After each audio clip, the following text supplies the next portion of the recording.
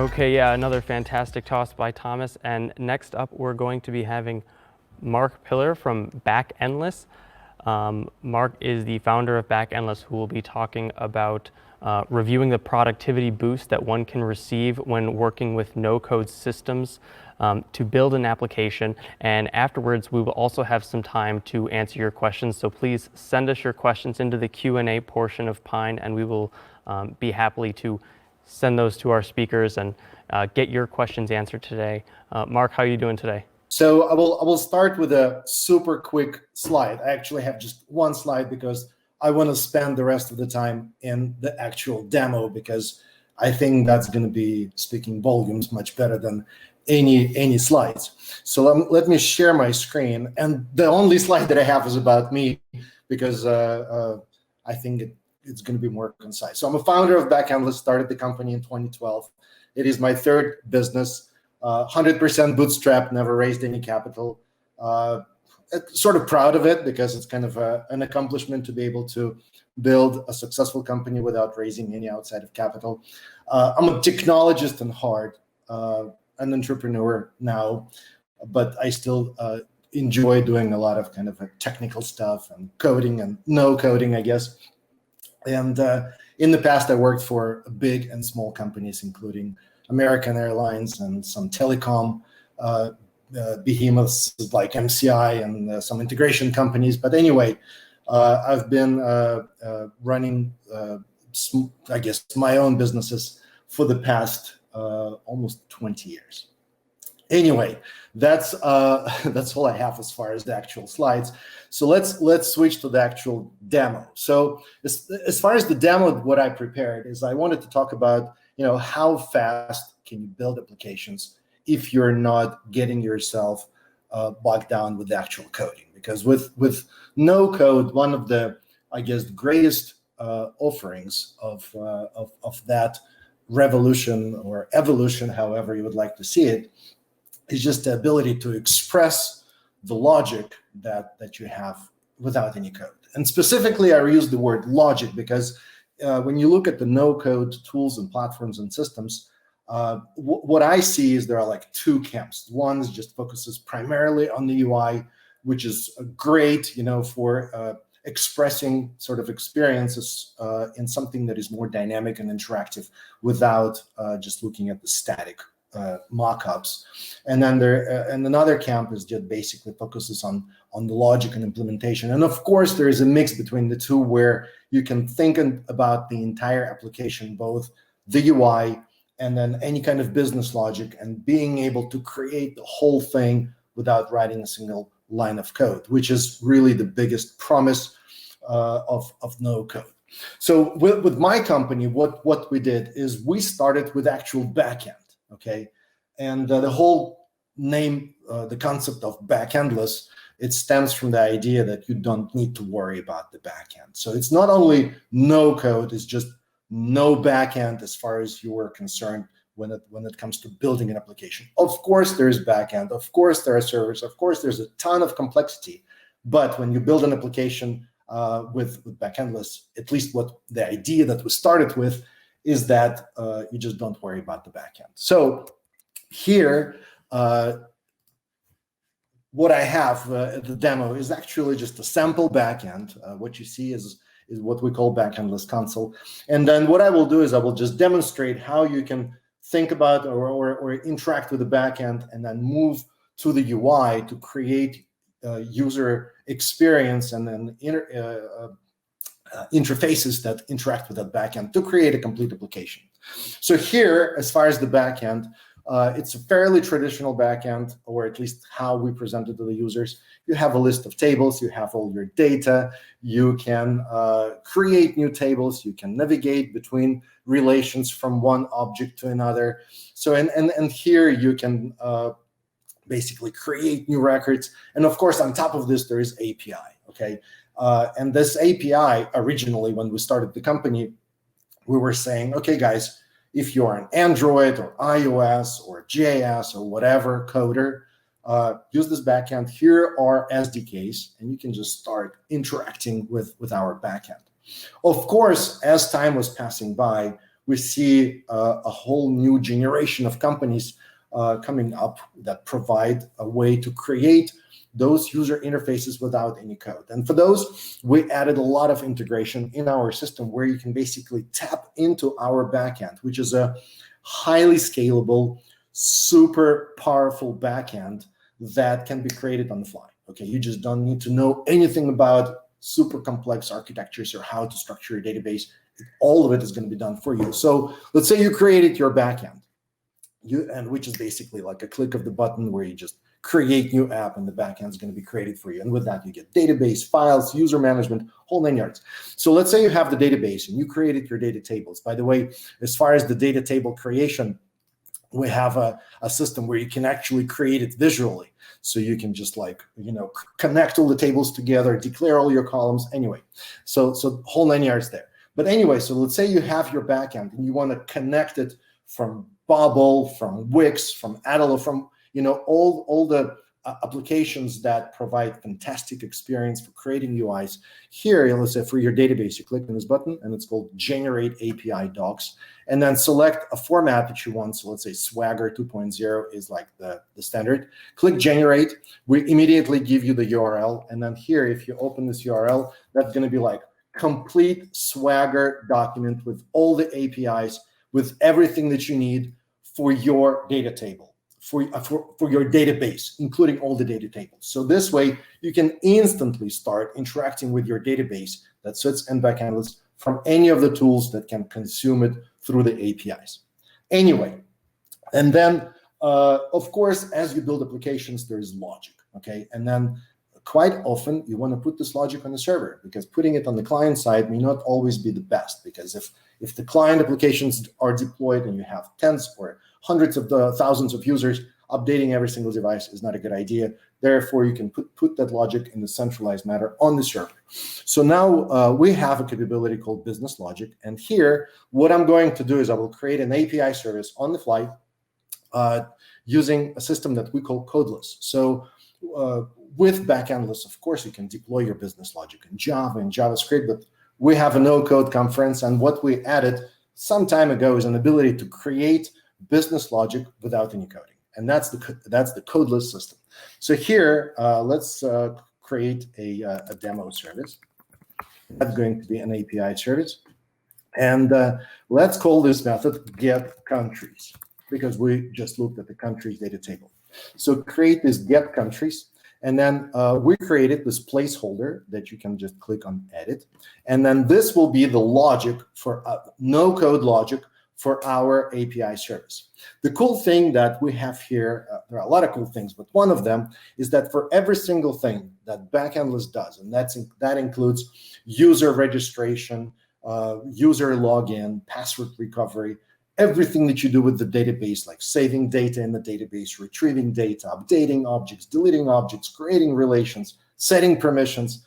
Of course, there is file service where you can upload files, move files, send out push notifications. It's a full platform. Everything that you can think that a backend should do, more than likely, 99.9% Backendless already does it. But here, let's focus on this API service.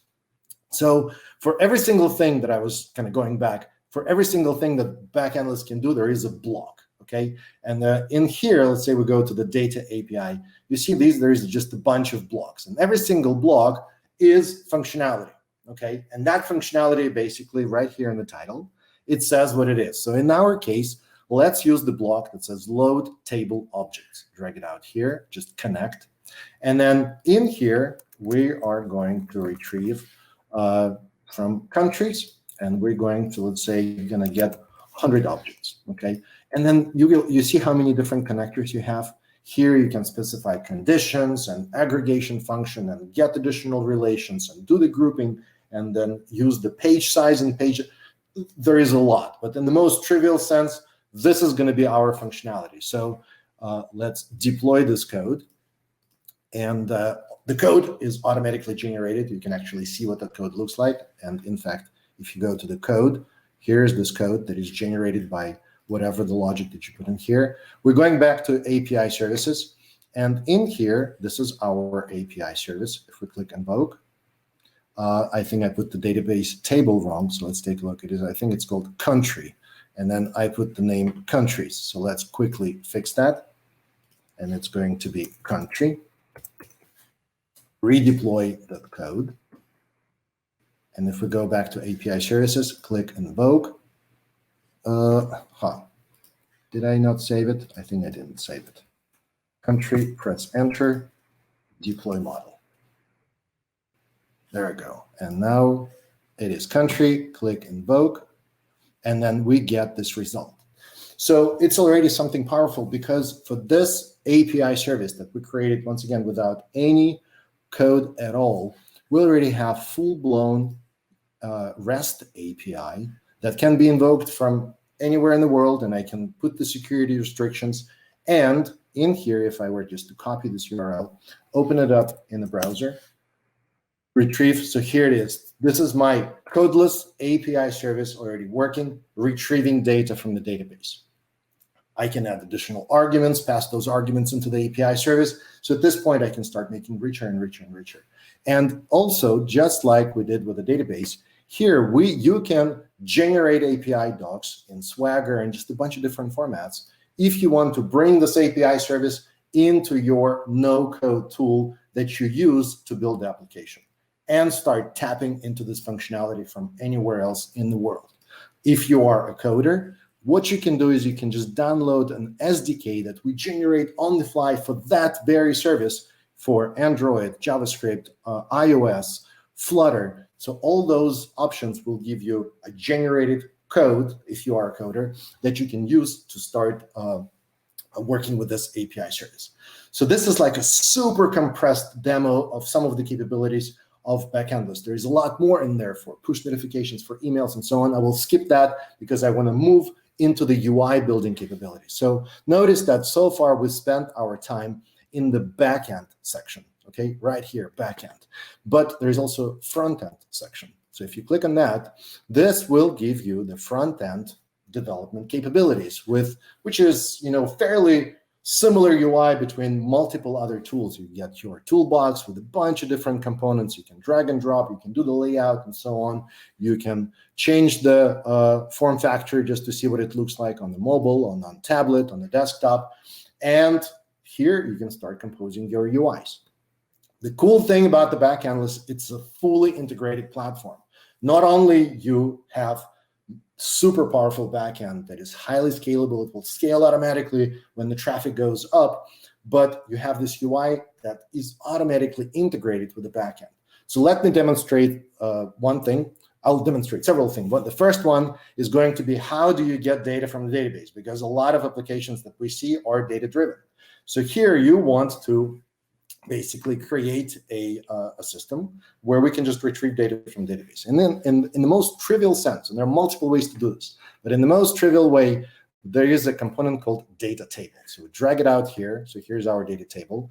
Let me adjust the height just so it takes 100%. And for this data table, what I want to do is I want to connect it with a database table on the back end. Notice there is one of the properties that is called table. And in here, it just shows a list of tables that I have in my database. So let's select, for instance, city, okay? And we can configure what columns to show by clicking configure. And I'm just gonna hide some of the columns that are not needed and then move the name column to be the first. Notice that you can select whether they're searchable, editable, sortable, like all those things are available to you out of the box. At this point, we already have a page that retrieves cities. We haven't added any code. We haven't added any logic. And let's take a look at what it looks like already at this point. So click on this preview. The page loads up. And there you go. We get our cities. We can specify how many records per page we can see. You can do paging. Just start going through those cities. You can use search. For instance, let me search for Dallas. There you go. Dallas, Texas, population. And it is already super functional because here, without access to the management console, you can create a page that does all these things. Well, what if we want to start add an ability to add new records or modify existing records? Well, in this case, you do allow add, allow edit, allow delete. By the way, notice that there is enable real-time. And what that means is that the Backendless database is a real-time database. If you have multiple users looking at the same data set and one person modifies a record, all other users will receive a real-time event saying that that record has been modified. So everyone's going to be looking at the latest data. So now I added add, edit, and delete. Let me rerun this page. And here we'll already have an ability to add new record. There you go. So I can add a new city. I can modify any of the existing cities. There you go. They become editable. And then likewise, I can delete any of the cities. So all of that is available to you out of the box without any coding. But you can start adding logic to do whatever you want. Like, for instance, if you want to do some filtering searches, if you want to specify, like click on the city and you want to get the country that it belongs to, all of that is possible with Backendless. And the way that logic works is we're using the same Codeless. Remember when I was building an API service? Exactly the same thing can be done to create UIs. Let me demonstrate something that has already a lot of logic and just works out of the box. And that something is going to be a chat. Okay, so we're not going to be building the full chat, but we will use a function in Backendless that gives you a sample, sort of a blueprint of how to implement chat.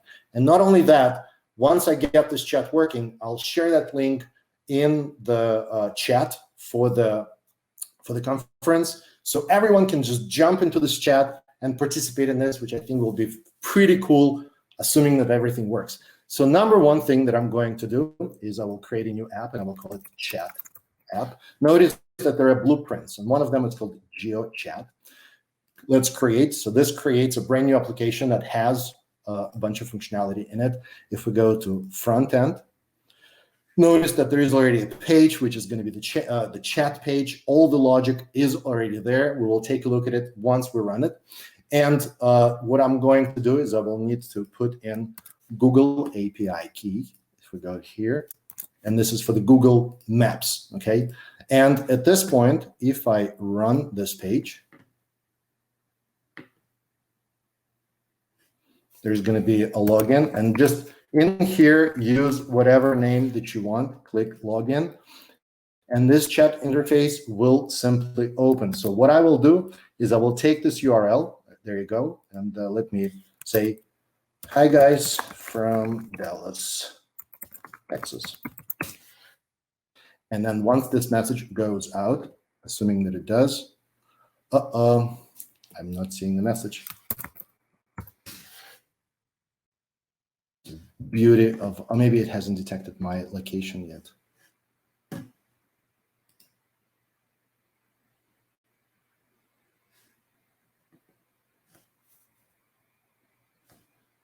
Let's just see if I'm running the right thing. I think I am.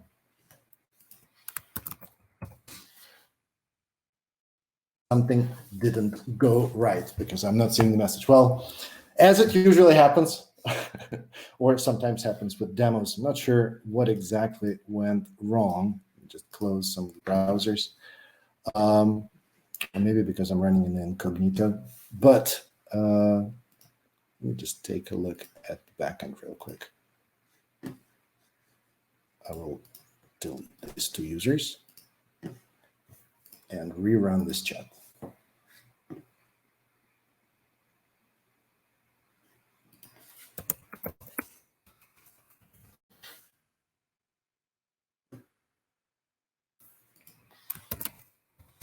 There you go. So now I have this message. So what I will do is I will copy this link and I will send it to my private chat with the organizers. And I hope they will be, that link will be resent to the overall chat for the conference.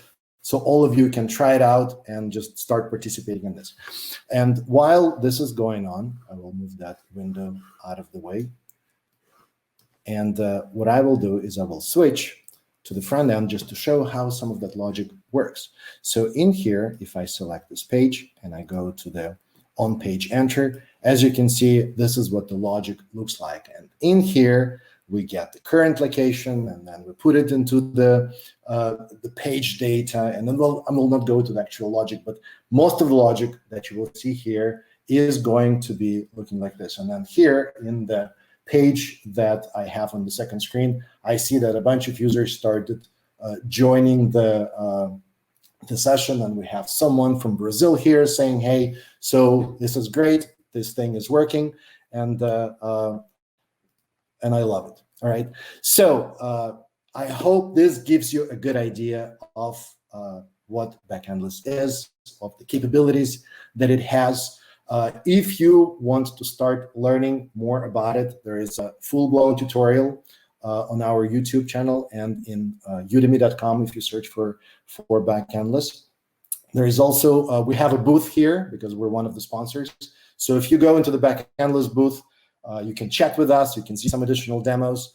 And for now, I will just go back to, I guess, not sure what it's called, the backstage, I guess, and I'll be happy to answer any questions that you might have. That's fantastic, Mark. Thank you so much for showing us all of that. We do have a few minutes for a Q&A here, and we have a few questions that came in here. The first one here, can Backendless replace, for example, MongoDB and serve real-time processes for messaging apps? Absolutely. Yes, it can. It can replace not only MongoDB, it can replace your SQL Server or MySQL. Backendless database has the qualities of both relational and non-relational database. You can store your JSON documents, and we provide a bunch of APIs to work with your JSON. We can store relational data, so you can have a data object that represents, for instance, an order, and you can have related data objects that are going to be order items, and you can retrieve order items for your order if you have relational structure. If you have non-relational with JSON, we support that as well. So for real-time processes, the real-time capability that we have built in has all this functionality where if one object is created, updated, or deleted, all other users that have this object in possession or subscribe to receive the events will receive real-time notification. Very cool. Yeah, it's a very, very good, very robust service, it sounds like. A few other questions we have here. Can we develop features like threaded comments on videos or images posted on our applications using Backendless? Definitely, definitely. So you would need to think about creating a data structure that supports threaded comments. So if you have, let's say, top post, and you have immediate responses, and then recursively you can have a response that basically has other collection of responses. So that's going to be your threaded structure. But if you can think about your problem logically and structure the data in a way that basically would represent it in a form of records or JSON, you can definitely migrate it or implement it in Backendless. Cool, very good. And then another question we have come in here. Can we display, I assume this is PowerPoint and PDF docs in the applications developed using Backendless?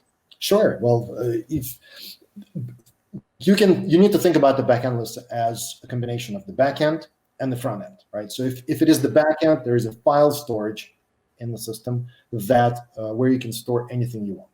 And the file storage, you can put your PDFs, images, Word documents, Excel, JSON, video files, doesn't really matter. And then we provide the APIs where you can retrieve those files with the URL, of course, with a lot of permissions that you can configure. So you can specify that non-authenticated users cannot retrieve files, or a user needs to be in a certain role to retrieve that file. And then in the UI application that you're building with Backendless, let's say if you need to retrieve a PDF document and you're relying, it would be a plugin, right, in the browser that renders PDF, because I don't think none of the browsers can render it natively. Then it would be an iframe that would initialize that PDF viewer and render the document there. And that is definitely possible because we do have an iframe component. Cool, very good. And then let's see, they just keep coming on. So what we have next is, do you provide full solution to cloud security and back management? I would assume back management means backend management, right? Sure, yeah. Yeah. So yes, we do. So we have customers that are banks, universities, hospitals, medical institutions. So we have gone through numerous security audits to make sure that the Backendless implementation is as secure as possible and satisfies multiple requirements that you would have either from HIPAA or FERPA or financial industry regulations and requirements. So all of it is there. Backendless is available in the central installation. In the cloud, we do have a North American and very soon European data center. They're fully integrated. But you can also run Backendless on your own servers, okay? And that's one of the revenue models that we have, where if you cannot rely on our cloud and you just want to have full control of the servers, you can download and install Backendless on your own servers. In fact, Backendless runs anywhere where you can run Docker. If you can run Docker, you can basically spin up an instance of Backendless on your own servers and your own infrastructure. Cool, fantastic. Well, thank you so much for all of the information here, Mark. We're going to transition out here as my colleague Vlad has a new intro coming up soon. So I really appreciate all your time today, Mark, and we really appreciate Backendless being a sponsor for our conference today. Thank you so much. Thank you. Thank you.